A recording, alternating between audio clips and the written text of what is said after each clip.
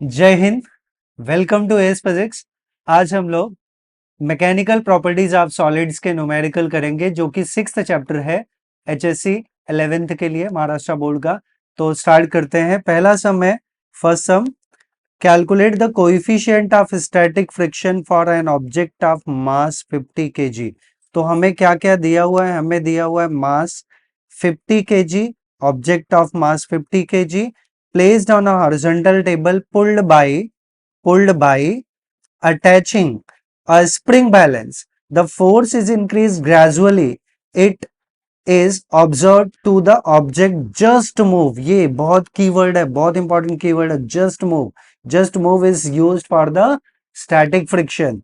When spring balance shows 50 newton, तो force हमें दिया है 50 न्यूटन। तो क्या क्या इंफॉर्मेशन दी हुई है, just we will write those all the information. तो गिवन पार्ट में हम लोग लिख सकते हैं mass of the object, m is equals to 50 kg। मैं इसको, ठीक है, 50 kg। एंड फोर्स दिया है, force static, limiting force of static friction as 50 newton. तो हमें निकालना है coefficient of static friction. What is to be find out us? हमें निकालना है कोएफिशिएंट ऑफ स्टैटिक फ्रिक्शन, और कोएफिशिएंट ऑफ स्टैटिक फ्रिक्शन को हम लोग रिप्रेजेंट करते हैं म्यू से। तो हमें फार्मूला पता है। What is the formula? Formula हमें पता है कि since limiting force of static friction Fs is equals to mu s into n, but n is mg over here. n क्या होता है? Normal reaction. नॉर्मल रिएक्शन किसके बराबर होता है? mg के बराबर होता है, because we have study already कि limiting force of static friction is directly proportional to the normal reaction. और जब हम प्रोपोर्शनलिटी साइन हटाते तो कोई कांस्टेंट लिखते हैं, यहाँ पे वो कांस्टेंट म्यू एस है। Mu S is called the coefficient of static friction. तो म्यू एस अगर हमें फाइंड आउट करना है तो ये हो जाएगा एफ एस बाई एन, यही हमें करना है। और एन क्या है? Normal reaction. नॉर्मल रिएक्शन के बारे में पता है कि अगर कोई बॉडी है, इसका weight is acting in downward direction as M G, तो according to Newton's third law of motion, weight is equals to normal reaction. Normal reaction is the force exerted by the earth on the body. तो यहाँ N will be equals to mg on the horizontal surface. तो इस term को मैं आगे लिख सकता हूं कि Fs जो है वो हो जाएगा म्यू एस इंटू एन, क्या है? mg है। तो हमें म्यू एस निकालना है, coefficient of static friction. It will be limiting force of static friction upon M G करना है, तो अपॉन एम जी हो गया। अब सारे वैल्यूज हमें दिए हुए हैं, तो जो वैल्यूज हमें दिए हैं, एफ एस कितना है? Limiting force of static friction 50 newton, M is 50 kg, और जी का वैल्यू होता है 9.8। तो हम सारे वैल्यूज यहां पे डाल दें, तो म्यू एस हमें मिलेगा, mu S we will get, F S कितना है? F S is 50 newton upon M is 50 kg and G is 9.8। तो ये 50 गेट कैंसल, हमें मिला mu S is equals to 1 upon 9.8। और आपको याद रखना है कि 1 अपॉन 9.8 का जो रेसिप्रोकल होता है वो 0.1020 होता है। तो यहां हम लोग फाइनल आंसर निकाल सकते हैं, mu S is equals to 0.1020। ये हमें कोएफिशिएंट ऑफ स्टैटिक फ्रिक्शन मिल गया जो हमें रिक्वायर्ड था। तो हमें फर्स्ट क्वेश्चन का आंसर मिल गया। सो फार्मूला क्या यूज हुआ है वो भी हमें याद रखना है कि F S is equals to mu S into M G. M G is the normal reaction force. अब हम लोग दूसरे सम पे चलते हैं। तो दूसरा सम क्या है? What is the second sum? a block of mass 37 kg. Mass of the block is given, mass is 37 kg, rests on a rough horizontal plane having coefficient of static friction. अब क्या दिया हमें? coefficient of static friction as 0.3, find out the least force required. Least force required, least force, again ये word आया, least force means limiting force of static friction. Limiting force of static friction FS हमें निकालना है. तो क्या क्या information दी हुई है, just we can write. So given क्या क्या दिया है, हमें दिया है mass of the block, mass m is equals to 37 kg and coefficient of static friction mu s for static friction is 0.3 and हमें निकालना least force required. Least force required means हमें निकालना है limiting force of static friction. क्या निकालना है, limiting force of static friction. Limiting force of static friction जिसको हम लोग रिप्रेजेंट करेंगे एफ एस फॉर स्टैटिक, ये हमें निकालना है. तो फॉर्मूला हमें फिर से पता है कि since F S limiting force of static friction is mu S into N, और एन क्या होता है, एम जी होता है. तो वापस से हमें एफ एस क्या मिल जाएगा, it will be mu S into M G. तो एवरी टर्म्स वी नो, हमें एफ एस निकालना है और म्यू एस क्या दिया है, mu S is 0.3 into M is given 37 kg into 9.8. Overall multiplication करेंगे तो हमें मिलेगा 108.8 न्यूटन. ये हमारा फोर्स ऑफ स्टैटिक फ्रिक्शन हो गया जो हमें ऑलरेडी कैलकुलेट करना था. तो सेकंड का भी आंसर मिल गया. अभी चलते हैं क्वेश्चन नंबर 3 पे. क्वेश्चन नंबर 3 क्या है, a body of mass 37 kg, वापस से मास हमें दिया है 37 kg, rest on a rough horizontal surface. The minimum horizontal force required to just start. Minimum word है, horizontal force just required, just start, to just start, ये keyword है. Just start हो रहा है तो वापस से हम लोग किसके बारे में बात कर रहे हैं, स्टैटिक के बारे में बात कर रहे हैं. We are talking about the static friction. ठीक है, स्टैटिक फ्रिक्शन के बारे में हम बात कर रहे हैं. तो हमें ये दिया है कि स्टैटिक फोर्स ऑफ फ्रिक्शन कितना दिया है, ये 68.5 न्यूटन दिया है. 68.5 न्यूटन कितना दिया है, 68.5 न्यूटन. ये हमें फोर्स हो गया किसका, स्टैटिक फ्रिक्शन का. तो अब तक दो इंफॉर्मेशन दिया है, मास दिया है 37 kg और दूसरा दिया है फोर्स ऑफ स्टैटिक फ्रिक्शन. तो जो पार्ट दिया है हम लोग उसको लिख लेते हैं. तो we can write given part में, गिवन पार्ट में हम लोग लिख लेते हैं, हमें दिया है mass of the body m is equals to 37 kg और दिया है force of static friction Fs दिया है. Fs कितना है, 68.5 न्यूटन. ये टर्म हमें दिया है. आगे, in order to keep the body moving with constant velocity, a force of, अच्छा विद कांस्टेंट वेलोसिटी, अगर वो मोशन में है, बॉडी मोशन में है तो उस पे जो फ्रिक्शनल फोर्स अप्लाई होगा वो कौन सा होगा, वो होगा काइनेटिक फ्रिक्शन. तो ये हमें काइनेटिक फोर्स ऑफ फ्रिक्शन दिया है. कैसे हमें पता, because the body is moving with constant velocity. तो ये क्या टर्म दिया हमें, फोर्स ऑफ काइनेटिक फ्रिक्शन. तो फोर्स ऑफ काइनेटिक फ्रिक्शन हमें कितना दिया है, यहां मैं काइनेटिक के लिए कांस्टेंट वेलोसिटी का वर्ड चूज कर रहा हूं.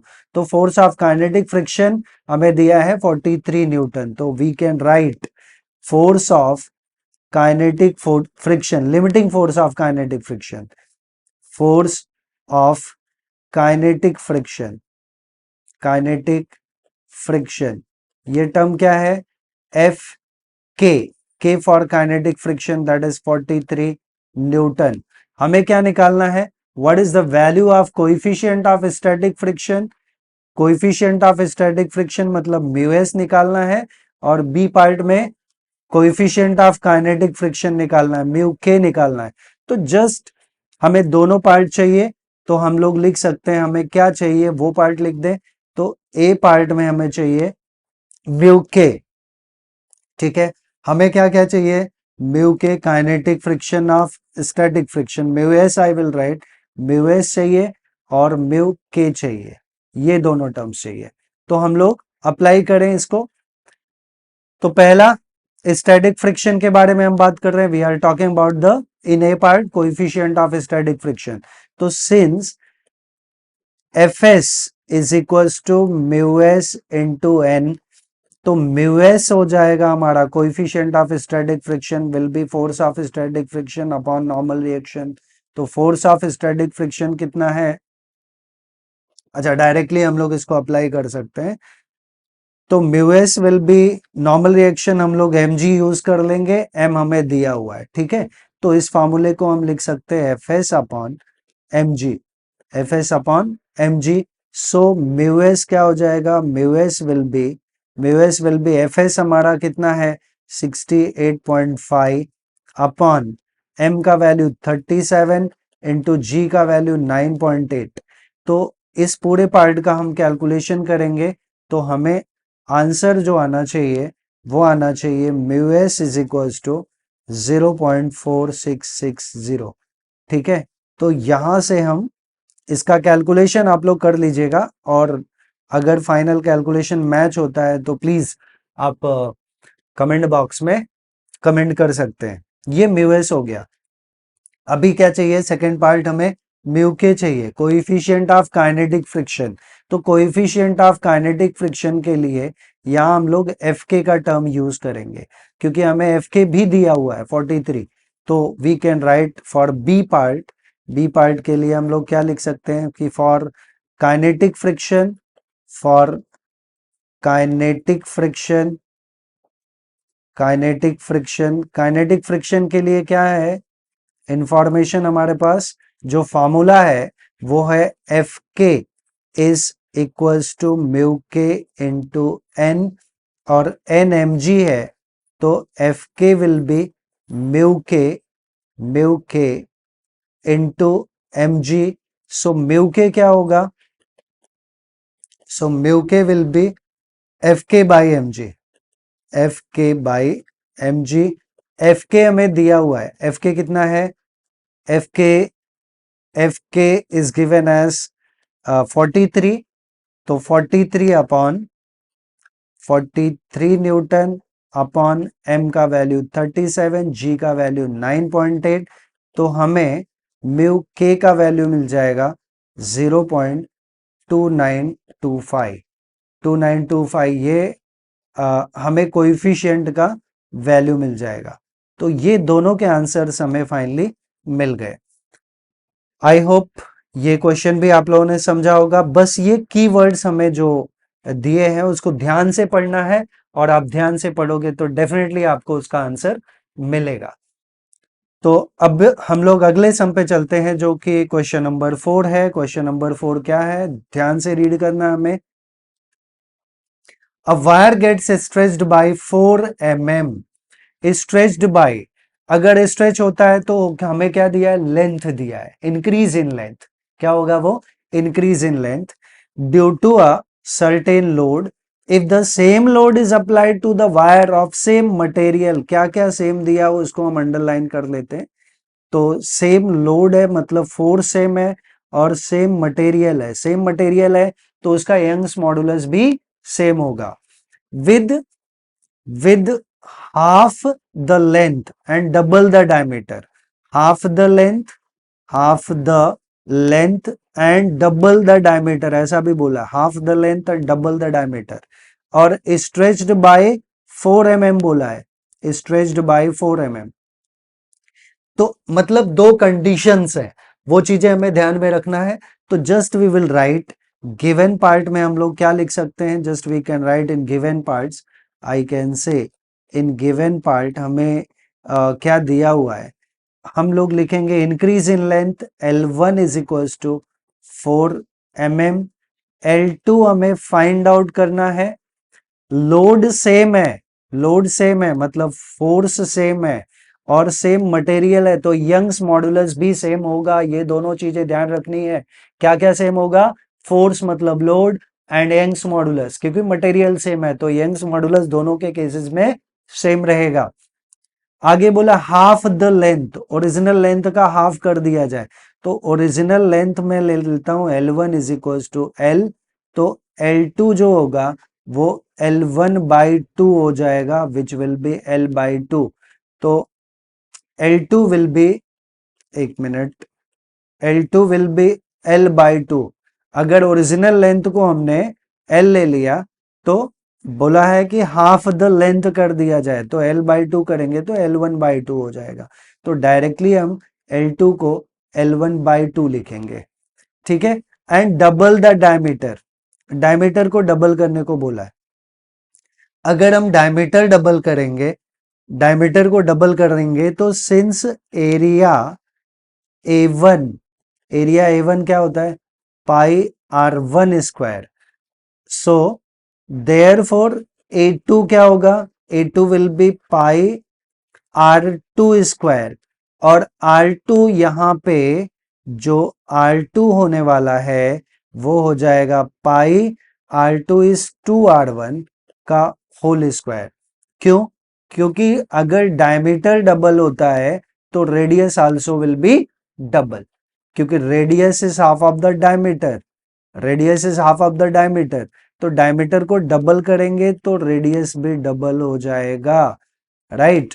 डायमीटर यहां अगर हमने इनिशियली D/2 लिया है उसका डबल किया तो D हो गया, और ये हो गया 2R। तो जितने रेशियो में रेडियस इंक्रीज होगा उतने ही रेशियो में डायमीटर इंक्रीज होता है, इसलिए मैंने क्या किया है यहाँ पे R2 को 2R1 लिख दिया है, R2 को 2R1 लिख दिया है। अब ये इसका स्क्वायर करेंगे तो ये आ जाएगा पाई इंटू 4R1 स्क्वायर, तो लिख लेते हैं हम लोग। सो A2 जो है वो हो जाएगा हमारा 4 इंटू पाई R1 स्क्वायर, जिसको हम लोग लिख सकते हैं A2 is equal to 4 times of A1, क्योंकि A1 क्या हमने लिया है, पाई R1 स्क्वायर, तो यहाँ पाई R1 स्क्वायर की जगह हम डायरेक्टली क्या ले लें, A1 ले लें, तो ये 4A1 आ गया। अब ये हमें एक इंपॉर्टेंट रिजल्ट मिल गया कि A2 जो है 4A1 है, ठीक है। हमें निकालना क्या है, हमें निकालना है L2, तो L2, अच्छा दो टर्म सेम है, लोड सेम है मतलब 4 सेम है, और यंग्स मॉडुलस सेम है क्योंकि मटेरियल सेम है, तो F और Y जो है कांस्टेंट है, F और Y क्या है, कांस्टेंट है। तो सारे टर्म्स ये सब आने चाहिए, तो हमें फॉर्मूला पता है, since Young's modulus, since Young's modulus is F L by A L, बड़ा फल बाई एल, ऐसे याद रखिए, बड़ा फल बाई एल। बड़ा क्यों बोल रहा हूं, बिकॉज कैपिटल एल जो है वो न्यूमरेटर में रहेगा, अनदर वे आपको कंफ्यूजन होगा, तो आप पता चला कि कैपिटल एल नीचे डाल दिए तो रॉन्ग हो जाएगा, तो बड़ा फल बाई एल ऐसे याद रखिए। तो हमें निकालना क्या है, स्मॉल एल, स्मॉल एल जो वेरिएबल है वो स्मॉल एल है, तो इसी टर्म को हम स्मॉल एल के टर्म में लिखे तो स्मॉल एल क्या हो जाएगा हमारा, स्मॉल एल जो है वो हो जाएगा, it implies that small l will be f into capital L by Y into A, ये टर्म हो गया। तो अब ये हमारा एक तरह से मेन फार्मूला हो गया, this become the main formula, ये मेन फार्मूला हो गया। अभी ध्यान देना है कि जैसे मैंने बताया कि लोड और मटेरियल सेम है, सेम लोड है और सेम मटेरियल है, सेम लोड है मतलब फोर्स और सेम मटेरियल है मतलब यंग्स मॉडुलस, तो एफ और वाई कांस्टेंट हो गया, एफ और वाई क्या हो गए, कांस्टेंट हो गए। अगर एफ और वाई कांस्टेंट हो गया तो we are getting, can we say, यहां मैं लिख भी दूंगा कि if F and L, sorry, F and Y Young's modulus are constant, so therefore we can say, therefore L is proportional to capital L by A, so इसको हम लोग अब लिख सकते हैं ऐसे फॉर्मेट में कि L1 by L2 will be equals to L1 by L2 into A2 by A1।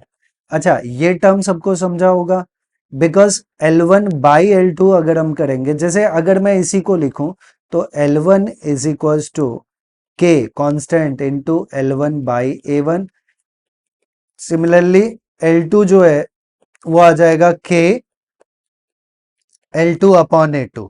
अब दोनों को डिवाइड कर लें तो L1 by L2, K cancel हो जाएगा और ये न्यूमरेटर में ये डिनोमिनेटर में तो L1 बाई L2 मिल गया और ये इन्वर्सली है तो A1 बाई A2 की जगह क्या आ जाएगा A2 by A1, A2 by A1। तो वही फॉर्मेट हमने लिखा। अब ये हमारा अकॉर्डिंग टू कंडीशन, जो भी कंडीशन दी हुई है उसके हिसाब से ये हमारा मेन फार्मूला हो गया। अब हम लोग वैल्यू सब्स्टिट्यूट कर लें तो L1 हमारा दिया है 4 mm, L2 हमें फाइंड आउट करना है, L1 4 mm है, L2 हमें फाइंड आउट करना है, L2 फाइंड आउट करना है।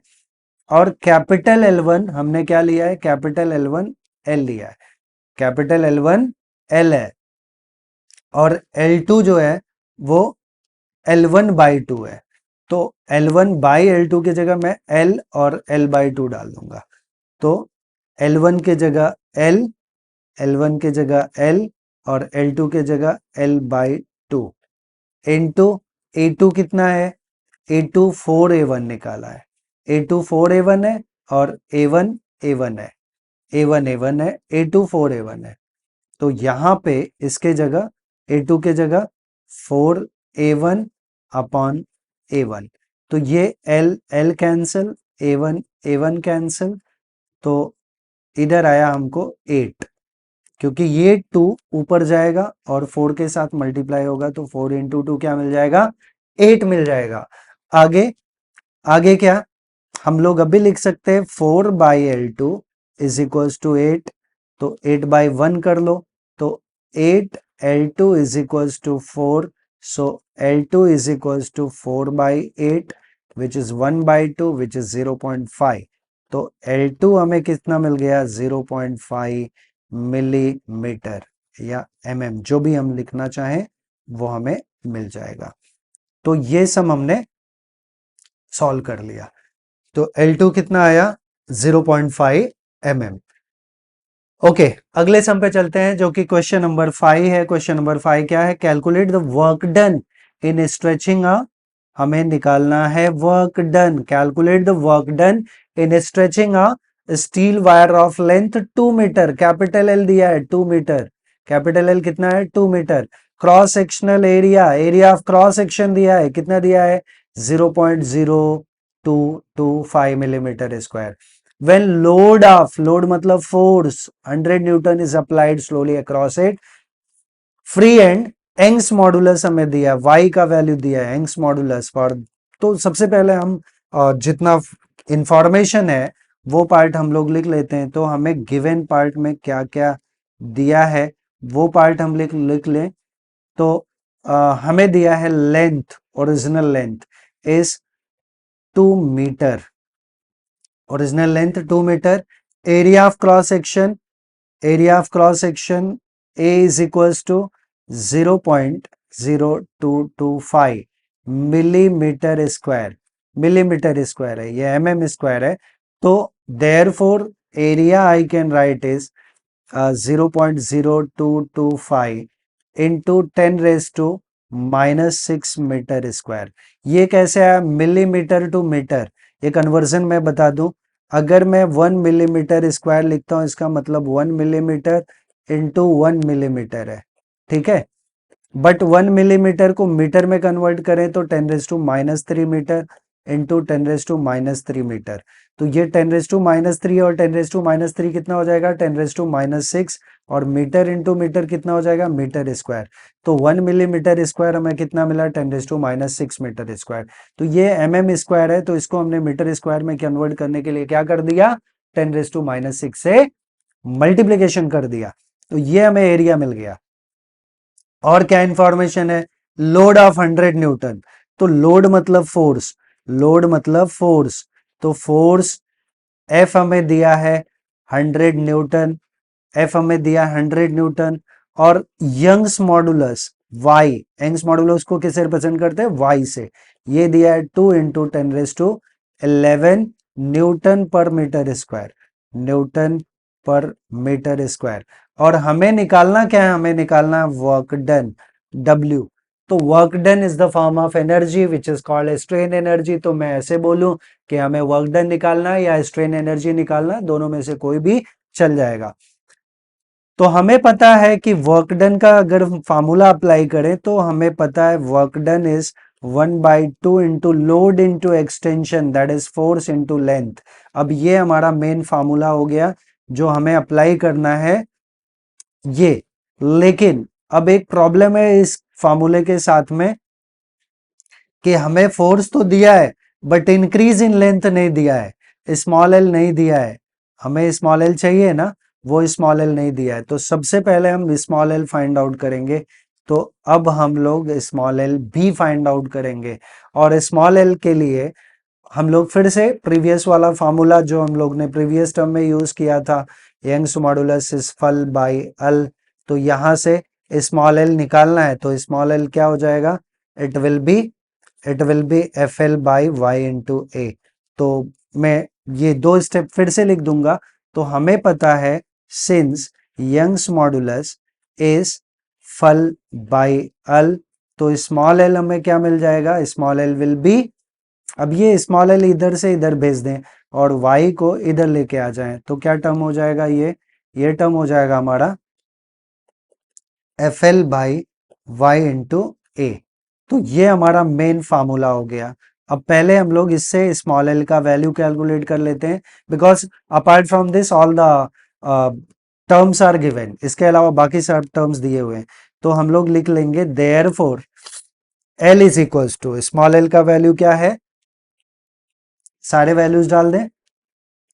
तो f का वैल्यू क्या है, f का वैल्यू हमें 100 दिया है, कैपिटल L 2 मीटर दिया है, कैपिटल L 2 मीटर दिया है, यंग्स मॉडुलस 2 इंटू 10⁻11 दिया है, एरिया ऑफ क्रॉस सेक्शन ये इतना दिया हुआ है।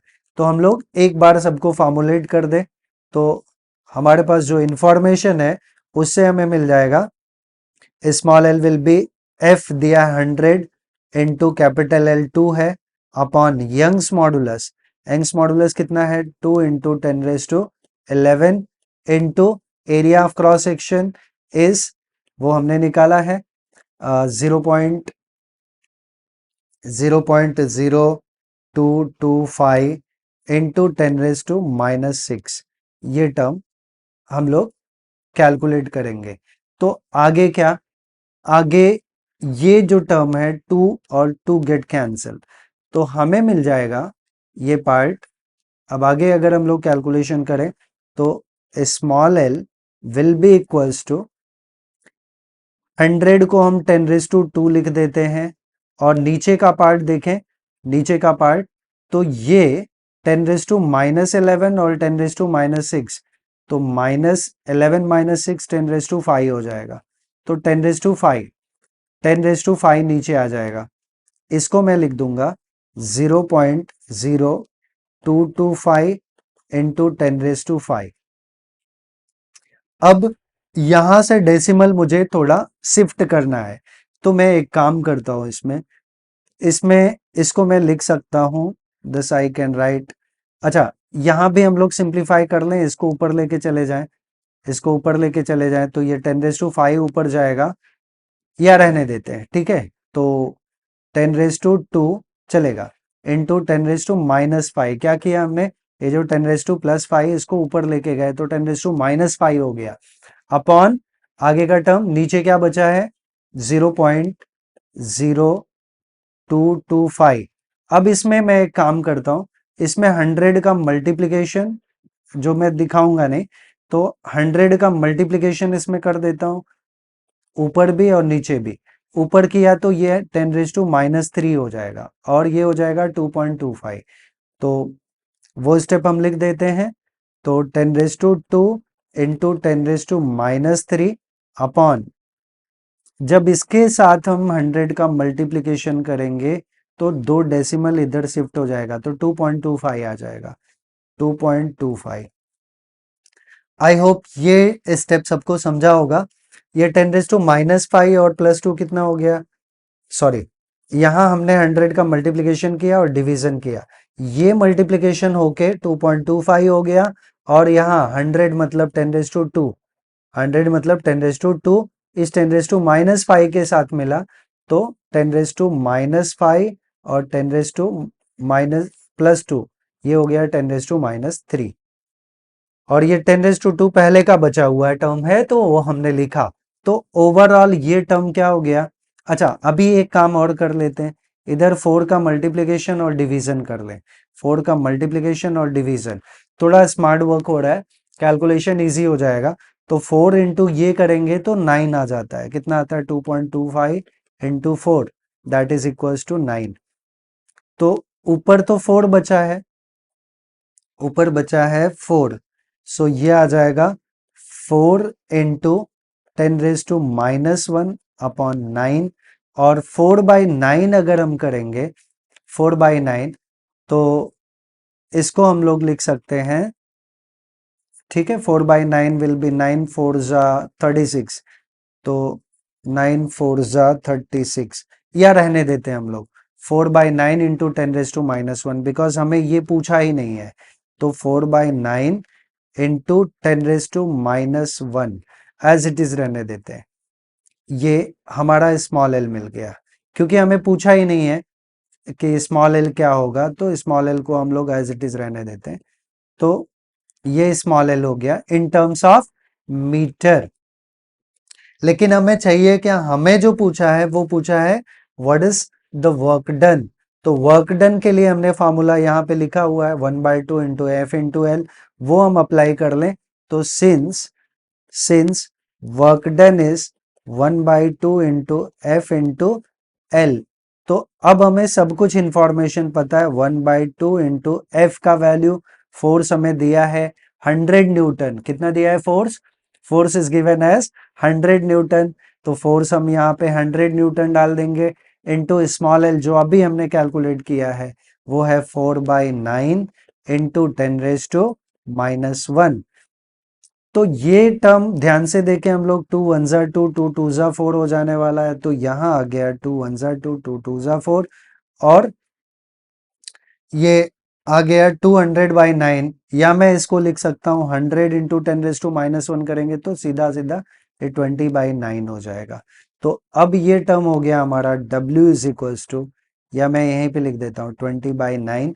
सो 20/9 करेंगे तो 9 2 जा 18, 9 1 जा 9 2 जा 18, 220, तो 2.222 रेकरिंग मार्क रहेगा, तो 2.222 जूल आई कैन राइट। तो ये हमारा फाइनल एक्सप्रेशन मिल गया वर्क डन का। तो this was required to us, हमने ये सब भी कैलकुलेट किया and we get the answer. Now question number 7। Question number 7 क्या है? Wire of mild steel as initial length 1.5 meter and diameter 0.6 mm gets extended by this when certain forces. तो all the informations are given, just will write. हमें initial length मतलब capital L दिया है, diameter दिया है millimetre में, इसको हम मीटर में कन्वर्ट कर लेंगे, फिर एरिया निकाल लेंगे, एरिया πr² होता है, एंड एक्सटेंडेड बाय, एक्सटेंडेड मतलब increase in length, small L दिया है 6.3 mm, एंड आगे दिया है if Young's modulus for the mild steel, Young's modulus हमें दिया है 2.1 इंटू 10⁻11 न्यूटन। हमें फोर्स निकालना है, तो सेम प्रीवियस सम जैसा ही है, बट उसमें वर्क डन पूछा था, यहाँ सिर्फ फोर्स पूछा है। तो हम लोग गिवन इंफॉर्मेशन लिख लेते हैं सबसे पहले। तो गिवन में क्या क्या दिया है हमें? हमें दिया है initial length capital L 1.5 metre, और दिया है डायमीटर, तो diameter D is equals to 0.6 millimetre. तो रेडियस क्या हो गया? 0.3, half of the diameter, mm, जिसको हम लिख सकते हैं 10, जिसको हम लिख सकते हैं, सो रेडियस को हम लिख सकते हैं 3 इंटू 10⁻⁻4 मीटर। तो अब हम सबसे पहले निकाल लेते हैं एरिया। तो since area is equals to πr², so it will be pi का वैल्यू 3.14। हालांकि ये कैलकुलेशन थोड़ा लेंदी है, तो वी विल सी, या मैं एक काम करता हूँ 22/7 लिख देता हूँ, 22/7 इंटू आर स्क्वायर मतलब 3 इंटू 10⁻⁴ मीटर का होल स्क्वायर करना है। तो इसको सिंप्लीफाई कर लें लिटिल बिट, तो ये 9 इंटू 10⁻⁻8 हो जाएगा। एनीवे तो हम लोग एरिया ए लिख देते हैं 22/7 इंटू 9 इंटू 10⁻⁻8 मीटर स्क्वायर। ये हमें एरिया मिल गया। ठीक है, area of cross section we required, so we get it.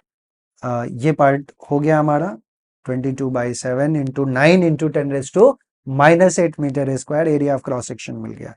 And extended by, ये इंक्रीज इन लेंथ है 6.3 mm, तो increase in length is represented by small L, तो स्मॉल एल हमें दिया है 6.3 मिलीमीटर। इसको भी हम मीटर में कन्वर्ट कर लें, so small L will be 6.3 into 10⁻³ metre. ये हमें स्मॉल एल मिल गया। Young's modulus for the steel हमें दिया है y का वैल्यू, वो दिया है, कितना दिया है 2.1 into 10⁻11, so it is given 2.1 into 10⁻11 what Newton per metre square. तो हमें पूछा है कि what calculate the force applied, वापस से यंग्स मॉडुलस से हम लोग फोर्स निकालेंगे। तो हमें पता है since Young's modulus is F L बड़ा F L by L, it is the way to remember, apart from that it is nothing. अगर आपको इससे इजी वे कोई मिलता है तो आप लोग डेफिनेटली याद रखो। तो हमें निकालना क्या है, फोर्स निकालना है।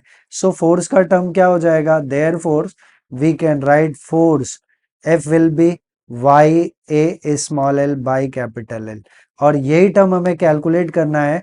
तो एफ विल बी वाई का वैल्यू 2.1 इंटू 10⁻11, एरिया है 22/7 इंटू 9 इंटू 10⁻⁻8, ये एरिया का वैल्यू हो गया, into small L increase in length वो दिया है 6.3 into 10⁻³ 6.3 into 10⁻³ upon capital L.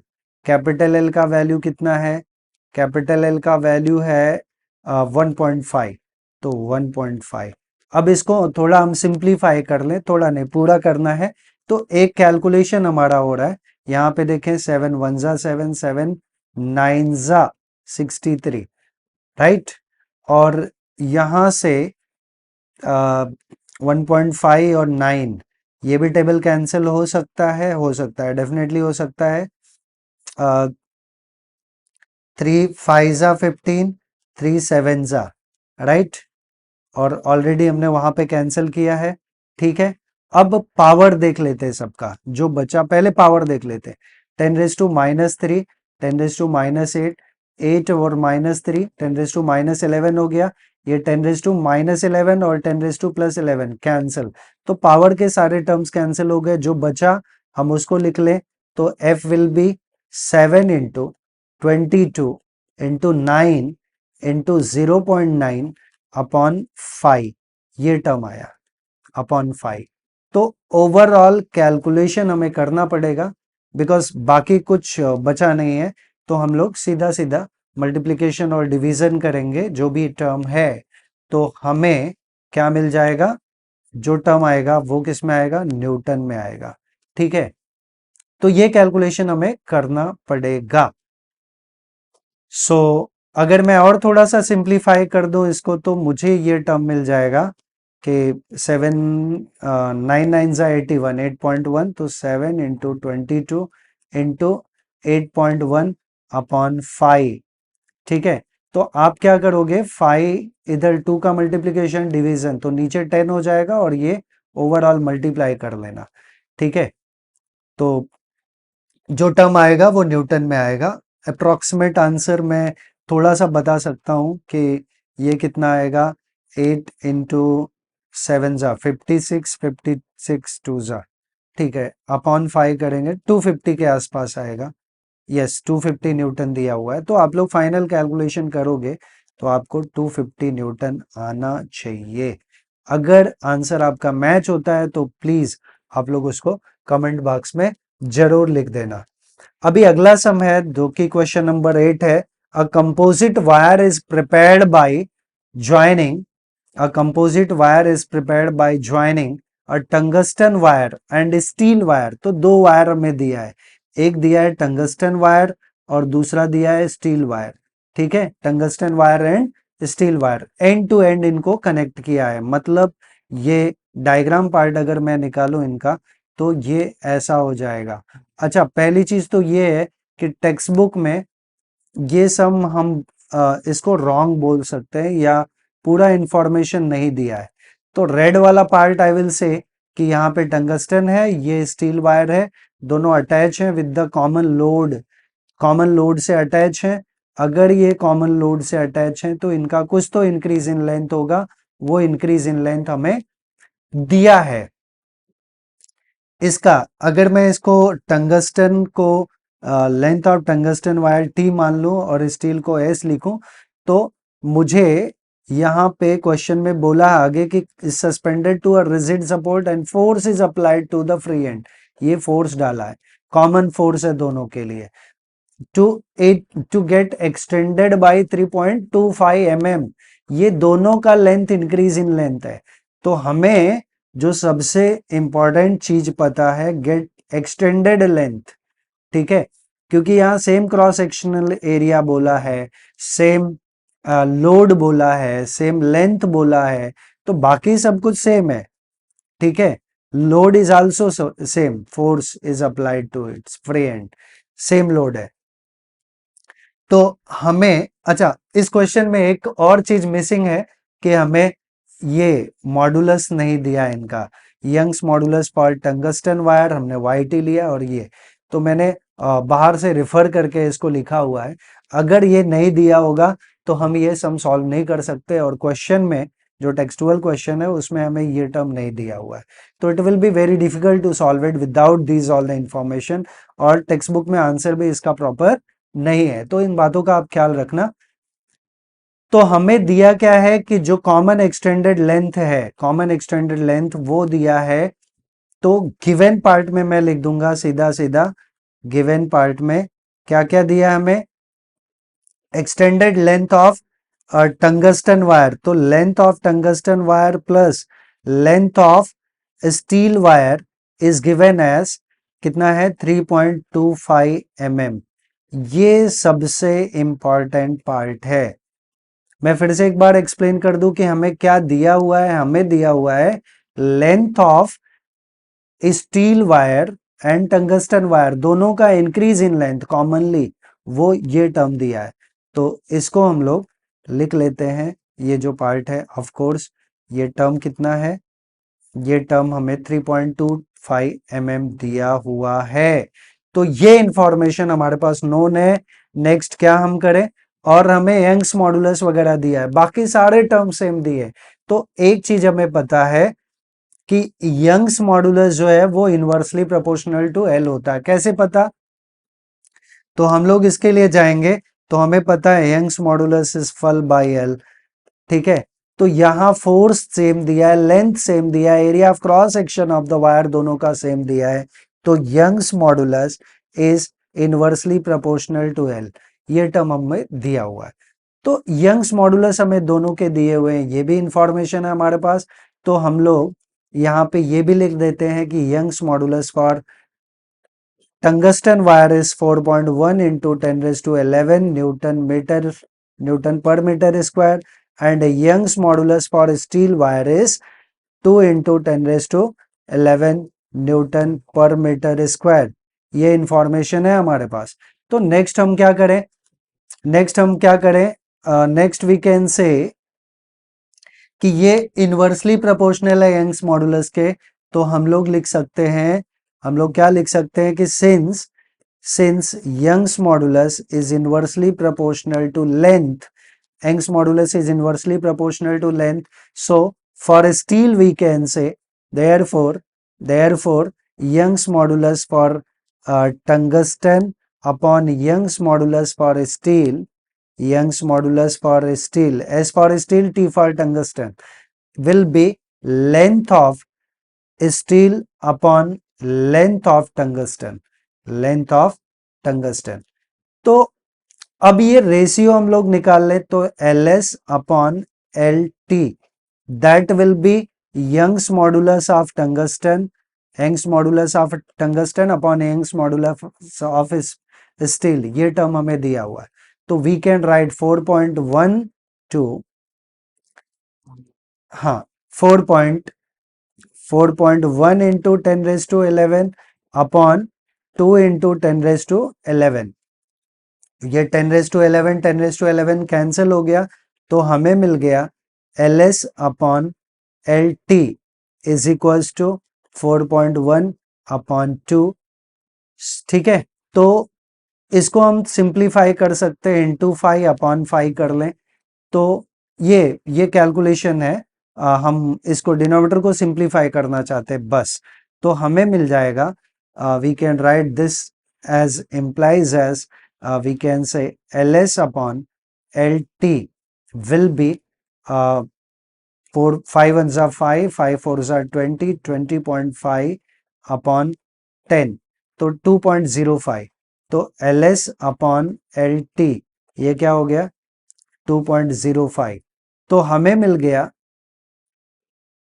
LS is equals to 2.05 times of LT। अब एक रिलेशन तो ये मिल गया, एक रिलेशन हमें लेंथ में ये मिल गया, और दूसरा रिलेशन ऑलरेडी है LT plus LS, LT plus LS is 3.25, LS is equals to 2.05 times of LT, एक ये पार्ट हो गया, और दूसरा हमारे पास जो है वो है LT plus LS is 3.25, LT plus LS, LT plus LS is 3.25, तो इसमें हम लोग अब LT हमें नोन है, LS के जगह ये डाल दें, तो I can write LT plus LS के जगह 2.05 times of LT is equals to 3.25, तो LT कॉमन हो गया, यहां बचा 1, यहां कॉमन ले लिया तो क्या बचा 1 बचा, ये 1 plus 2.05 plus 2.05 is equals to 3.25, तो ये LT आ गया, sorry I can write it LT, और ये ऐड करेंगे तो कितना हो जाएगा 3.05, 3.05 इज इक्वल्स टू 3.25, तो LT हमें मिला 3.25 अपॉन 3.05। मैंने जैसा स्टार्टिंग में बोला कि इसका भी आंसर टेक्स्ट बुक में रॉन्ग है, तो इनको हम जब डिवाइड करेंगे 3/3 है तो 1 पॉइंट समथिंग आएगा, तो यहाँ ऑलरेडी मैंने आंसर लिख के रखा है 1.064 आ जाएगा, 1.064, सो ये आंसर हमारा आ जाएगा 1.064। तो LT length of tungsten wire कितना मिल गया 1.064 मिलीमीटर। ठीक है, अब टंगस्टन का मिल गया, अभी स्टील का चाहिए, स्टील का, तो स्टील का लेंथ ये हमें दिया हुआ है, तो हम लोग सीधा सीधा करेंगे, सिंस वापस से लिख दें, since LT plus LS is equals to 3.25, और इसमें से LT का वैल्यू हमें दिया है, तो LS विल बी, LS क्या हो जाएगा 3.25 माइनस LT, तो 3.25 माइनस LT कितना है 1.064, तो आप ये माइनस कर लेंगे, कितना माइनस करना है 3.25, मैं यहाँ पे लिख देता हूँ 3.25 0 माइनस 1.064, तो ये आ जाएगा 6 एंड 14 माइनस 6 8 एंड 1 एंड 2, तो 2.180, तो ये आंसर क्या मिल गया हमें 2.180, ये मिल गया हमें LS, तो ये LS का वैल्यू कितना हो गया 2.180 मिलीमीटर, मिलीमीटर है ये mm, ठीक है। तो इसका भी आंसर हमने लिखा है यस 2.186 2.18686 हाँ राइट, यहाँ 6 है, मैंने 0 लिख दिया गलती से। क्वेश्चन नंबर 9 क्या है, क्वेश्चन हम लोग ध्यान से पढ़ेंगे। A steel wire having cross sectional area 1.2 millimetre square is stretched by a force of 120 newton. तो क्या क्या इंफॉर्मेशन है हमारे पास, क्रॉस सेक्शनल एरिया ये दिया 1.2 mm square and force of 120 Newton, और लेटरल स्ट्रेन दिया 1.4555 मिलीमीटर। हालांकि लेटरल स्ट्रेन है, मिलीमीटर इसका यूनिट नहीं होगा, तो ये भी रॉन्ग है पार्ट, मिलीमीटर नहीं हो सकता। Is produced in the wire, calculate the Poisson's ratio. तो पॉइजन्स रेशियो हमें निकालना है। तो क्या क्या इंफॉर्मेशन गिवन है हम लोग जस्ट लिख लेते हैं। तो गिवन पार्ट में हमें दिया है area of cross section 1.2 millimetre square, इसको हम लिख सकते हैं 1.2 इंटू 10⁻⁻6 मीटर स्क्वायर। ये ऑलरेडी मैंने पहले भी वीडियो में बताया है कि कैसे हम लोग मिलीमीटर स्क्वायर को मीटर स्क्वायर में कन्वर्ट करेंगे। और हमें दिया है फोर्स, फोर्स दिया है 120 न्यूटन। लेटरल स्ट्रेन का कोई नोटेशन नहीं है, तो लेटरल स्ट्रेन ये हमें दिया है कितना 1.455, ठीक है। Millimetre is not the unit, ये गलत है। The is produced in the wire, calculate the Poisson's ratio, और हमें Young's modulus of steel wire is given 2 into 10⁻11 2 into 10⁻11 newton per metre square. तो सबसे पहले हमें यंग्स मॉडुलस दिया है, फोर्स दिया है, एरिया दिया है, और ओरिजिनल लेंथ कम से कम तो हमें चाहिए, क्योंकि लॉन्जिट्यूडिनल स्ट्रेन हमें निकालना है। Okay, we can find out.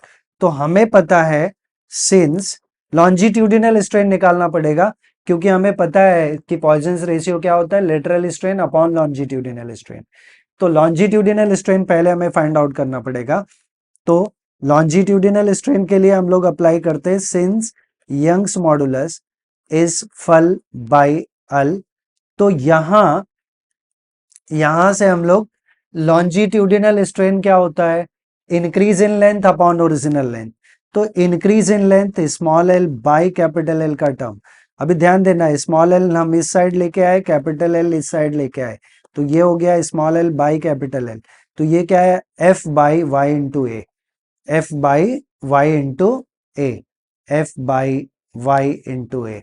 तो small L by capital L ये आ गया एफ बाई, एफ कितना है हमारा, force is 120 upon Y 2 into 10⁻11 into small L जो है, sorry area of cross section वो हमें दिया है 1.2 इंटू 10⁻⁻6। तो ओवरऑल अगर हम कैलकुलेशन करेंगे तो ये 1.2 इंटू 100 टाइम्स चला जाएगा, तो कर देते 1.2 वंजा, और ये 100 टाइम्स हो गया।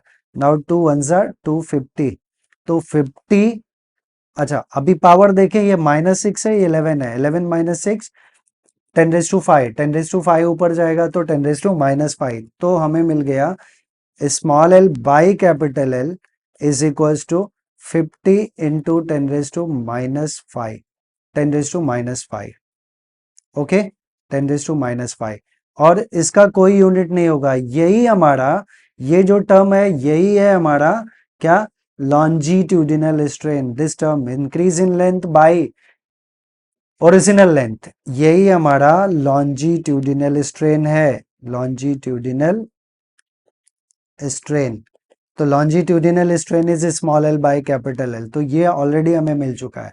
अब हम लोग फाइंड आउट करेंगे कि since Poisson's ratio, Poisson's ratio, Poisson's ratio जिसको हम लोग सिग्मा से रिप्रेजेंट करते हैं, it is lateral strain, lateral strain upon longitudinal strain, upon longitudinal strain.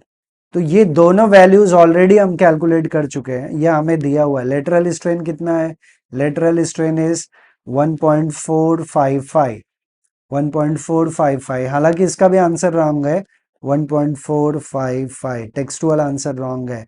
Upon longitudinal strain हमने कैलकुलेट किया, वो कितना है 50 इंटू 10⁻⁻5, तो 50 इंटू 10⁻⁻5। अब इसको थोड़ा सिंप्लीफाई कर लेता हूं, मैं बोल रहा हूं कि इसका आंसर बराबर नहीं है, तो 10⁻5 ऊपर चला जाएगा, और ये यहाँ हम 2 से मल्टीप्लिकेशन और डिवीजन कर दें तो ये इसका डबल हो जाएगा, डबल होगा तो कितना हो जाएगा, एक काम करते हैं हम लोग कर ही देते हैं, इंटू 2/2, तो ये आ जाएगा 2 5 ज़ा 10, 2 5 ज़ा 10, 1 11, 2 5 ज़ा 2, 2 4 ज़ा 8, 1 9 एंड 2 1 ज़ा 2.910 अपॉन नीचे किया तो 100 इंटू 10⁻⁻5, तो ये 10⁻⁻3 हो जाएगा, और ऊपर गया तो 10⁻3, तो सिग्मा का वैल्यू मिला 2.910 इंटू 10⁻3। तो ये फाइनल आंसर आया, जो टेक्स्ट बुक के आंसर से मैच नहीं होगा, क्योंकि टेक्स्ट बुक में हमें कितना दिया हुआ है 0.291, तो 0.291 नहीं आएगा, क्योंकि पावर हमारा माइनस में आने के बजाय प्लस में आ रहा है। अगर हम यहाँ पे एक बार फिर से देख लें तो ये 10⁻5 राइट है, 11 एवरीथिंग इज राइट, सो ये आएगा आंसर। अब अगले सम पे चलते हैं। A telephone wire of length 125 metre, तो हमें दिया है length long capital L 125 metre दिया है, 1 mm इन रेडियस, रेडियस दिया है तो डायमीटर निकाल लेंगे, या डायमीटर की जरूरत नहीं है, रेडियस दिया है तो एरिया ऑफ क्रॉस सेक्शन निकाल लेंगे।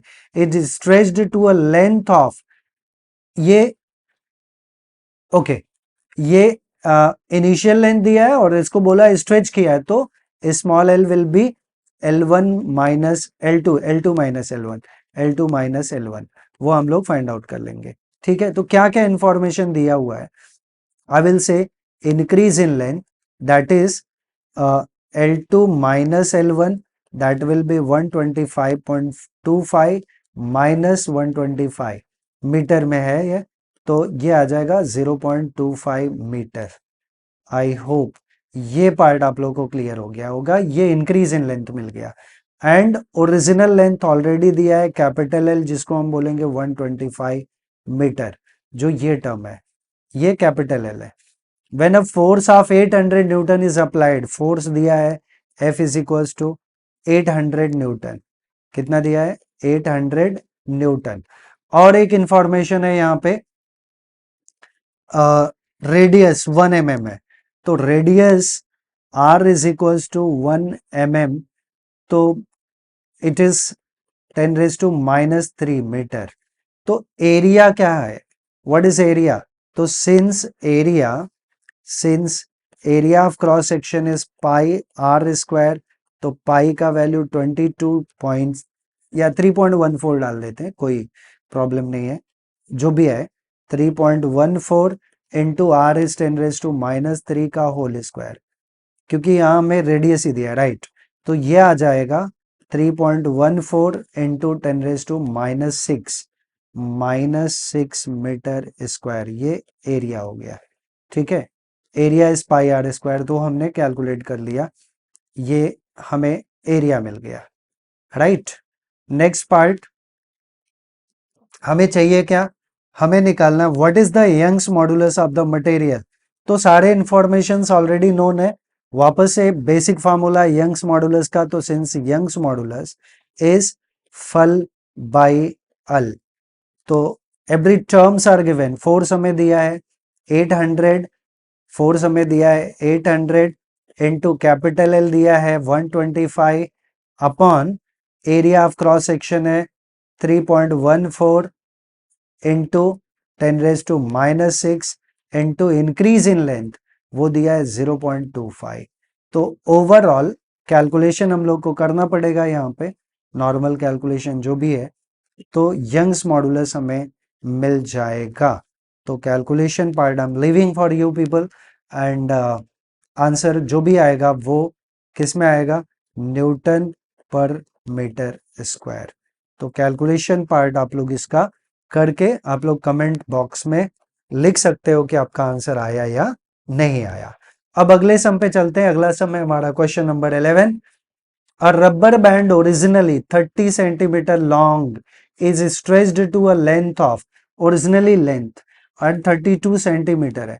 तो ओरिजिनली मतलब हमें कैपिटल एल दिया है, सो गिवन कैपिटल एल दिया है 30 सेंटीमीटर और इंक्रीज इन लेंथ क्या हो जाएगा, it is stretched by 32 centimetre, stretched to a length of 32 centimetre, rubber है 32 सेंटीमीटर तक स्ट्रेच किया गया, तो इंक्रीज इन लेंथ इसका क्या होगा, तो increase in length will be 32 minus 30 that is 2 centimetre. ये स्मॉल एल हो गया। और हमें पूछा है कि स्ट्रेन क्या होगा इसमें, what is the strain produced, तो स्ट्रेन क्या होता है, since strain is small L by capital L, तो स्मॉल एल है हमारा 2 बाई कैपिटल एल 30 है, सो ये आ जाएगा 2 बाई 30 विच इज 1 बाई 15, और 1 बाई 15 अगर हम लोग करेंगे तो 15 0.06667, ये स्ट्रेन का कोई यूनिट नहीं होता, तो इसको हम लोग लिख सकते हैं, this we can write 6.667 into 10⁻⁻², ये स्ट्रेन हो गया और ये हो गया हमारा फाइनल आंसर। आई होप ये भी समझा होगा। यहाँ क्योंकि हमें दिया है ओरिजिनल लेंथ 30 है और is stretched to a length of, तो ये टोटल एक्सटेंडेड लेंथ कैसे मिलेगा हमें, 32 माइनस 30 करके, जो 2 सेंटीमीटर आ गया, तो strain change in length upon original length होता है which is the longitudinal strain, तो हम लोग वो फाइंड आउट कर लिए। अभी अगले सम पे चलते हैं जो कि है क्वेश्चन नंबर 12। तो क्वेश्चन नंबर 12 क्या है, what is the stress in a wire which is 50 metre long and area of cross section दिया है, if the wire bears a load of, force दिया है, क्या क्या दिया है, हमें दिया है 50 मीटर लॉन्ग लेंथ दिया है, एरिया ऑफ क्रॉस सेक्शन दिया है 0.01 सेंटीमीटर स्क्वायर एंड लोड दिया है, और हमें पूछा है स्ट्रेस। स्ट्रेस क्या होता है, फोर्स अपॉन एरिया का टर्म निकालना है, तो गिवन पार्ट हम लोग लिख लें। सो गिवन में क्या क्या दिया हमें, गिवन में दिया है length, original length 50 metre and area of cross section 0.01 centimetre square, तो इसको हम लोग लिख सकते हैं 0.01 into 1 centimetre square is 10⁻⁻⁴ metre square, तो ओवरऑल इसको हम लिख सकते हैं 10⁻², और ये ऑलरेडी 10⁻⁴ है, तो ये ओवरऑल 10⁻⁻6 हो गया, तो I can write therefore area is equals to 10⁻⁻6 metre square, ये एरिया ऑफ क्रॉस सेक्शन हो गया। ठीक है, सो नेक्स्ट है लोड हमें दिया है, फोर्स दिया है, तो लोड या फोर्स इज गिवन एज 100